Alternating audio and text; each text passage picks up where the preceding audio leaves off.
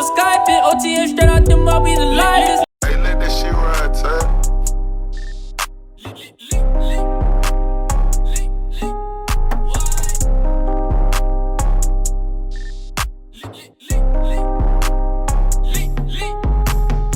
They get hot with the chicken. They get hot with the pot in the kitchen. You a thought off the block, why you tripping? Call me back when you not in your feelings. Ayy, they did not wanna listen. I can't flop, I'm on top of the building. Took your spot, I don't need no permission. Sold the Glock cause I needed commission. Ayy. Oh, you already know how we rockin', man. It's your brother from another mother, Kobe Lee in the building, bringing you the all new Philly Cat podcast. If you're new to the show, let me give you a little bit of a rundown. I'm be talking to Eagles, I'm be talking to Sixers, I'm gonna sprinkle in a little bit of the Phillies, but I damn sure ain't talking about the Flyers. Hope everybody feeling good out there. Hope you ain't worried about the mule going blind. In other words, be in control of the things that you can control. Don't let the things out of your control you. Okay, so let's get down to the nitty gritty, man. We got 2 games to go over, but I'm gonna be real quick because I know the Super Bowl coming on tonight. So, last Friday, the Sixers beat the Thunder with the final score of 100-87. And in addition to that, last night, the Sixers went to war with the Cavs and came out on top with the final score of 103-93. Okay, now talking about the OKC game, right? We're not going to go over too much because at the end of the day, it's OKC. And these 2 games, you see, these 2 games were in the stratosphere of being playoff bound or quote unquote having playoff energy.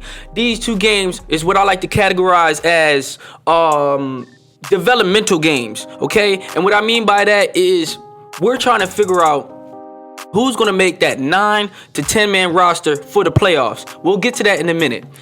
Right. But let's just go. Let me just give y'all the numbers. Joel Embiid had a double-double, 25 points, 19 rebounds. You know what I'm saying? He was 8 of 25 from the field. Not necessarily a great shooting night, but he still put in work. I mean, 19 boards. It is what it is. Y'all can see right there. Tobias followed up with a double-double, 17 points, 11 rebounds. Maxey followed up with a 24-piece, 5 rebounds, 2 assists. Maxey was definitely efficient with 9 and 14 from the field. Maxey is starting to find his game. Not even starting to find his game. He found his game. He's in his groove right now. At the end of the day, right now, with Harden coming in, boy, oh boy, I can't wait for Harden to touch the court. Hopefully he comes back Tuesday against the Celtics. I'll be in attendance that night. Hopefully he comes back, or he'll come back on the Bucks game, which is Thursday. But right now, Maxey would probably be the 4th option once Harden touches the floor, and that's what we need. We got a solid 4 options that we can go to for offense at any time of the game. You know what I'm saying? With defense, all 4 of them is not horrible on defense. You can say what you want about Harden, but I feel like with Joel Embiid, he makes everybody on the team around him better on defense. Like I said, with the Nets trade, we got to keep Maxey and Thibault. What a great trade. I mean, like, that's just the greatest trade that this organization has ever made. I don't want to hear about any other trades. I don't care. Now, so the biggest lead of that game was 19. Charles, what the hell is that doing? Charlie Brown, 20 seconds. He only played 21 seconds, and Isaiah Joe only played 21 seconds. It seems as though Charlie Brown and Isaiah Joe they're going to be out of that lineup. They're not ready for the playoffs, and they're just going to be developmental guys that will, hopefully be here next year and be able to, work on that game over the summer and come back and ball out. I'm rocking with both of them. I think they're going to be young ball players, killers and assassins, but we'll see how that works. But like I said, the biggest lead of the game, of the OKC game, was 19. You know what I mean? And Embiid just was a monster. He had 11 points and 10 rebounds in the first quarter. I mean, a double-double in the first quarter. We pretty much knew that game was sealed and signed off, you know what I mean? So we didn't have to worry about that. Now, the more important game out of the 2, I mean, both are still developmental games. I feel like we'll get to that. But 103-93, Sixers win over the Cavs. Embiid had a 40-burger. We talking 14 rebounds. First of all, it's a 40-burger triple-double, okay? From a 72 big man. We talking 40 points, 14 rebounds, 10 assists, 3 steals, 11 of 22 from the field, 4 of 5 from the 3-point line. 4 of 5 from the 3-point line, and 14 of 15 from the free throw line in only 33 minutes. Oh my goodness. Joel Embiid is To me, he has solidified the MVP. He's gonna get that. So we'll have Joel Embiid as the current MVP, and then we got a former MVP out of James Harden on the same court together in the same uniform. Then you throw in Tobias. Then you throw in a little Maxey. Then you throw in that Thibault. I mean, we looking good. Tyrese Maxey followed up with his 16 points, 6 of 12 from the field, 3 of 5 from the three-point line. Had also 33 minutes. Tobias, not necessarily a shaky night. It just wasn't really too much production coming from him on the offensive end. I mean, he had 11 points, 5 rebounds, and 5 of 10 from the field. Korkmaz, he followed up with a 9-piece, 2 rebounds, 3 assists. Korkmaz, 3 assists was Matisse Thybulle. He only had 9 points and 2 rebounds. Korkmaz, right? He's starting to, like I said, he's a good systematic player. I like how he could take the ball to the rack. Once he catches from the free throw line, he could pump, take it to the rack, finish with the left or the right. I don't really like him running the point guard position. I like him playing the off ball, ready to spot up in them corners, ready to spot up in the wing. Like I said, he can either shoot that quick 3 because he has a very quick release, or he can pump, take it to the rack, and still got the size. I guess he's around like 6'5", 6'6". Don't quote me on that. But Korkmaz is definitely a systematic player, and he's going to go well with Harden. Mind you, this guy has the burner. Korkmaz has a burner. So when Harden has that rock in his hand, you know Harden is going to get you 10 assists a game. That's just how it's looking. You know what I mean? He's going to be averaging a triple-double in my eyes. So I'm rocking with Korkmaz right now. Matisse Thybulle. In these last 2 games, Matisse is starting to be really aggressive, and he's taking more shots. I mean, in the Thunder game, he had 10 points. He was 4 of 7 from the field, 3 rebounds, 2 assists. Now, in this game against the Cavs, he had 6 points, 2 rebounds, 3 assists, 6 steals. 6 steals, y'all. 3 of 5 from the field in only 31 minutes. Matisse Thybulle is, I like when he's aggressive. He's starting to take the ball to the rack. He's starting to definitely be more active on playing that dunker spot and cutting in. You know what I mean? So I'm rocking with that. And then on defense, y'all already know that boy been all over him. So we not even gonna go there with that. Danny Green, he had a solid game. 6 points, 2 for 4 from the field. All 4 shots were from the 3. So he made 2 threes out of 4. And then Milton. Now Milton, I told y'all in one of my last videos that when Milton come back, because he missed 18 games, I believe it was on a play where he fell on his tailbone and it messed up his back. So he was out 18 games. Now, I told y'all in one of my last videos that when Milton comes back, he's going to have to fight for those minutes. He's going to have to fight for that spot back, because at the time, it was looking like Isaiah Joe was running up in there, and you still had Danny, you still had Korkmaz, you know what I mean? So Milton coming back, I like what I'm seeing. I really do like what I'm seeing from Milton. He's intelligently using his strength against opposing defenders to, get the shots that he wants, to take it to the rack. And he's looking like he was in the weight room over them 18 games. You know what I'm saying? It looked like Milton is definitely a 6th man coming off the bench. And that should be solidified. He had 6 points, 3 rebounds, 5 assists, 3 of 5 from the field, and only 20 minutes. Like I said, he's going to have to fight to get those minutes back, but 20 minutes is a good night for him. He has to get back in game shape. You know what I'm saying? So I'm not really taking everything too serious with Milton. Only 5 shots, definitely letting the game come to him. He needs to get back in game shape. Now, Paul Reed. I've been telling y'all about Isaiah Joe and Paul Reed. Yes, I did vouch for Bassey. I like Charles Bassey. But Paul Reed is also a guy that I like too. We got a lot of talent on this team. But when you be coming into the playoffs, we only going to have space for 9 to 10 players. So right now, we're looking at that backup big man position. And Paul Reed right now over Charles Bassey is definitely winning. He's winning that battle. I mean, yeah, when Charles Bassey did get minutes, we didn't see too much but we didn't see too much. We didn't see too much good, but we didn't see too much bad. You know what I'm saying?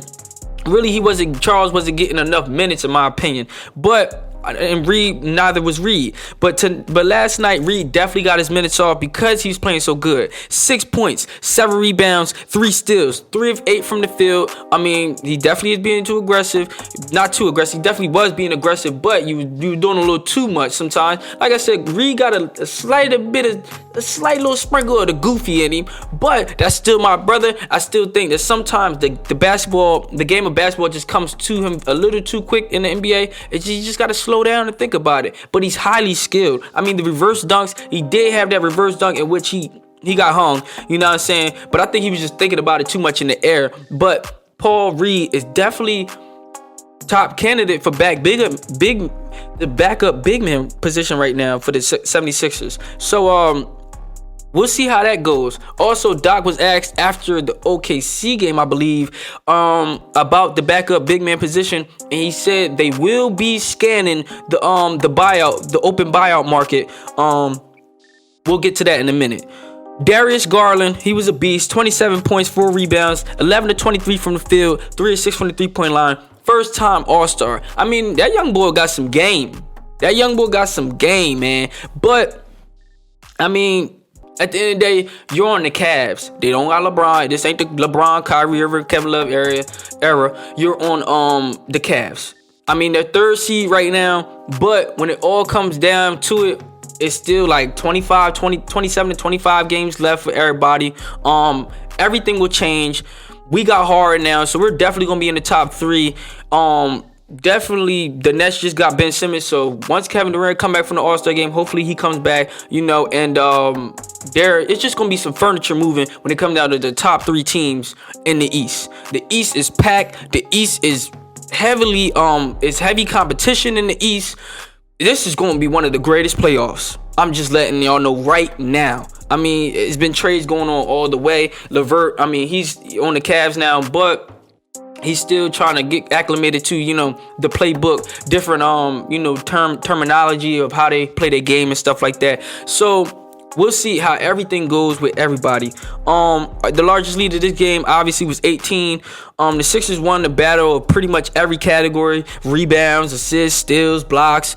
We had less turnovers. Field goal percentage was higher. 3-point percentage was higher. You know what I'm saying? We pretty much dominated that game. And also, speaking of domination, Joel Embiid just murdered Jarett Allen. I mean, boy, oh boy, if you didn't see that poster, make sure you go look at that on YouTube, whatever. That's a poster for a lifetime. Embiid is back. I mean, he never left, but that was just insane. A straight up poster. He's a straight up monster. So the Thunder was horrible. They're mid-grade. They're Reggie Pack. They missed all 8 threes in the third quarter. They shot 17.1% from the 3-point line. They're mid-grade. They're Reggie Pack. Cleveland is 3rd seed, like I said, but you probably get dropped off in the first round. That's just the type of team that they are. They're a scrappy team. They're going to fight. They're going to do that, but I don't see them getting out of the first round, even though they're 3rd seed. They're going to get dropped off. Now, let's see. The starting 5 should be Harden, Maxey, Matisse, Harris, Joel Embiid. So that's 5 guys, right? We're talking about the 9 to 10 man playoff rotation. So we got Korkmaz, which should be in there. It's just they like Korkmaz, and at this point we don't really have nobody else too much. So Korkmaz, Milton, Danny Green, Niang, and right now we got to see what's going on between Reed, Bassey, or even Millsap. So for that 10th spot, you know what I mean? For that backup big man spot. So we got a lot of potential. We got to figure out who's going to be that backup shooting guard. Who's going to be that backup small forward. None of those spots are solidified. So these last 27 to 25 games, however much we got, I think we got 2 before the All-Star game, and there's like 25 games left. This is basically tryouts. Now, earlier, I spoke of the potential buyout market candidates, right? These are the veteran guys that are going to be probably bought out of their contracts, and they'll be free agents for, teams to pick up going into the playoffs. We got Blake Griffin. Don't want him. Dennis Schroeder. John Wall. No. Tristan Thompson. DeAndre Jordan, no. Kent Bazemore, nah. Robin Lopez, might be able to pick him up to be backup big man. Gary Harris, no. Paul Millsap is in that, what's the name? But I don't know. I want to see Paul Millsap before we give him up. Eric Bledsoe, nah. Jeremy Lamb, nah. But I really want to pick up on Goran Dragic. That'd be nice. That'd be the backup point guard. I mean, also you gonna have Maxey dribbling the ball too, but Dragic got the burner too. I would like to pick up Dragic, and then you got Thomas Satoransky. So we got a lot of options on what we can do. I mean, I would definitely go for Dragic, and I think that'll complete our team. As far as ball handlers, people that can score. So the Sixers host the Celtics on Tuesday, February 15th. Hopefully Harden plays that day. I'll be in attendance, so I'll hopefully get to see Harden's first game in the Sixers. Super Bowl tonight. I got the Rams winning 28-24. Make sure y'all like and subscribe. Make sure y'all share this, man. The more likes y'all have, the more that they'll pop up on other people's timelines, and they can see what's going on, and they can get in tune with what's going on, because this the best Sixers content out there. You know what I'm saying? The best Philly content out there, period. You know what I mean? This your brother from another mother in the building, signing out. Let me know what y'all think in the comments, man. And as of right now, T-Roy, take us home. Hey.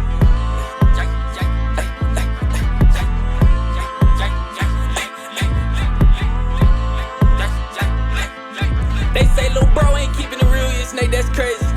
Feeling in my bones on to make 100 million, and this shit won't phase me. A biggie in paper, too many dollars, too many bills, somebody save me.